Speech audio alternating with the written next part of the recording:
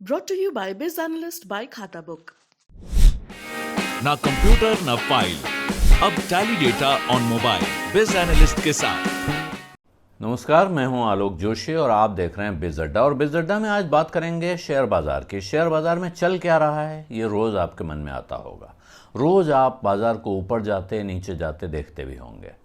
पिछले दिनों तरह तरह की कंफ्यूजिंग खबरें भी आई हैं। आज सुबह भी यानी शुक्रवार की सुबह भी अमेरिका में इन्फ्लेशन का आंकड़ा 40 साल की नई ऊंचाई पर पहुंचने की खबर फिर बाजार के लिए निराशा लेकर आई थी। दुनिया भर के बाजार दबाव में थे, भारत के बाजार भी दबाव के साथ खुले यानी नेगेटिव में थे। लेकिन उसके बाद फिर तेज़ी आ गई और तेज़ी की वजह समझना कोई बहुत मुश्किल नहीं है।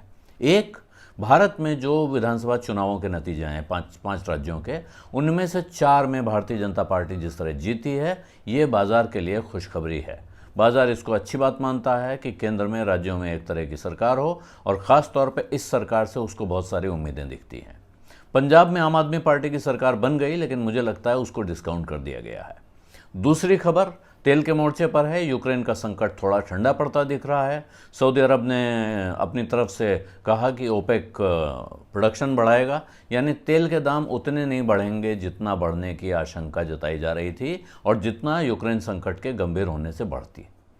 तो ये अच्छी खबर आ रही है। दूसरी तरफ फिर एक खराब खबर, चीन में एक और लॉकडाउन की खबर आ गई है। वहाँ एक नया वायरस फैल गया है। भारत से लगातार विदेशी निवेशक पैसा निकाल रहे हैं, निकालते जा रहे हैं। हर रोज करीब 7,000 करोड़ रुपया निकल रहा है और इस साल में 1 लाख करोड़ रुपया निकाल चुके हैं विदेशी निवेशक। और पिछले साल के आखिरी 3 महीने जोड़ लें तो 2 लाख करोड़ रुपया जा चुका है बाजार से।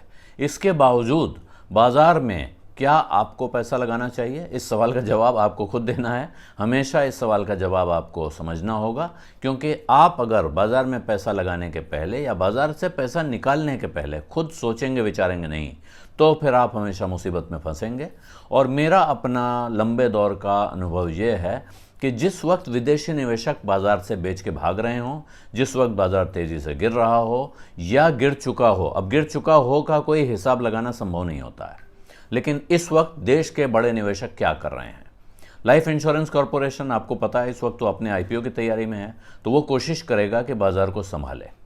दूसरा बड़ा निवेशक ICICI prudential asset management company, वो पैसा लगा रहे हैं बाजार में। जो उसके हेड हैं एस नरेन, उन्होंने तो इंटरव्यू दिए हैं, ऑन रिकॉर्ड हैं। वो कह रहे हैं कि 3-4 साल के लिए पैसा लगाने का अच्छा वक्त है, बहुत अच्छे दामों पे शेयर मिलेंगे। और ये बात समझ लीजिए, जो चीज़ महंगी थी, कल ऊंचे भाव पे मिल रही थी, वो आपको अच्छी लग रही थी, तो अगर उसका दाम कम हो जाता है तो क्या उसका अच्छा लगना अब ख़राब में बदल जाएगा।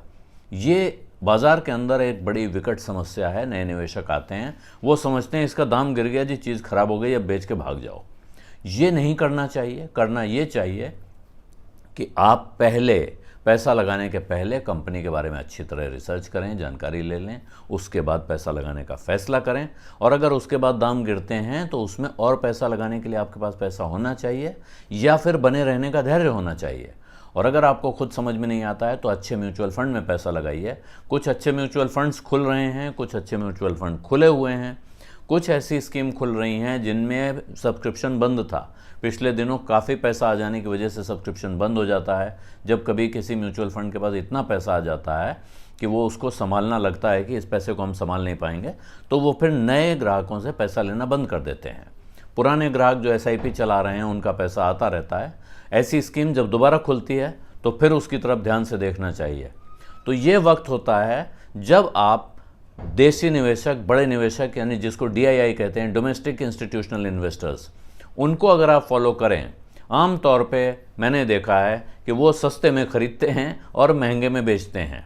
अगर आप उनको फॉलो करेंगे तो आप लाभ में रहेंगे। अगर आप विदेशी निवेशकों को फॉलो करेंगे तो ध्यान दीजिएगा, हमेशा वो ऊंचे पे खरीदते हैं और हो सकता है उन्होंने अपनी खरीद से ऊंचे में बेचा हो, लेकिन जिस वक्त वो बेच रहे होते हैं उस वक्त बाजार गिर रहा होता है और धीरे धीरे वो नीचे पे बेचते हुए जाते हैं। जिस वक्त वो बेच रहे होते हैं तब भारत के बड़े निवेशक खरीद रहे होते हैं, घरेलू निवेशक। और जब उनको खरीदने, विदेशी निवेशक खरीदने आता है, तब कहाँ से खरीदेगा वो? बहुत बड़ी क्वांटिटी में उनको सामान माल चाहिए होता है, यानी शेयर्स चाहिए होते हैं। तो यही भारत के देशी निवेशक जिन्होंने अपने खजाने में बचा के रखा होता है शेयर, वो इनको बेचते हैं ऊंचे दामों पर। उस वक्त बाज़ार चढ़ना शुरू होता है या बाज़ार चढ़ चुका होता है जिस वक्त दुनिया भर का निवेशक बाज़ार में आता है। तो ये आपको तय करना है कि आपको कौन सा रास्ता चुनना है, महंगे में खरीद के सस्ते में बेचना है या सस्ते में खरीद के महंगे में बेचना है, और या फिर अच्छे शेयर खरीद के उनमें बने रहना है और आने वाले वक्त के साथ उनको बढ़ते हुए देखकर खुश होना है। बिज़ अड्डा में आज इतना ही। अब इजाज़त दीजिए। धन्यवाद। नमस्कार।